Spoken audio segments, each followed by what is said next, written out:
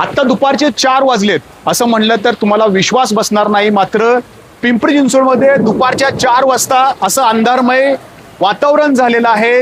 ढग सगळे दाटून आलेत, अंधार सगळा जो आहे तो पडलेला आहे आणि धोधो पाऊस सुद्धा या ठिकाणी कोसळतोय.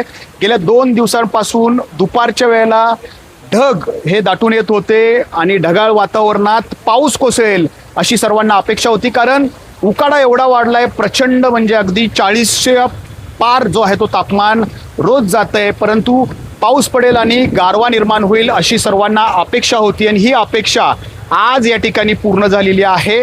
या पावसामुळं गारवा जो आहे तो निर्माण होईल अशी अपेक्षा आहे. परंतु आत्ता मी पिंपरी चिंचवड महानगरपालिकेत आहे आणि इथं आपण बघू शकतो या महानगरपालिकेच्या प्रवेशद्वारावरती अनेक जण अडकून पडलेले आहेत, कारण कुणालाच शाश्वती नव्हती, कुणालाच खात्री वाटत नव्हती की पाऊस जो आहे तो या ठिकाणी पडेल. कारण 2-3 दिवसापासून ढगाळ वातावरण होत होतं, मात्र पाऊस जो आहे तो या ठिकाणी पडत नव्हता. आज मात्र पावसानं या ठिकाणी तुफान हजेरी लावलेली आहे आणि दुसरं म्हणजे दुपारच्या 4 वाजता हे असं सगळं वातावरण जे आहे ते अंधारमय या ठिकाणी झालेलं आहे.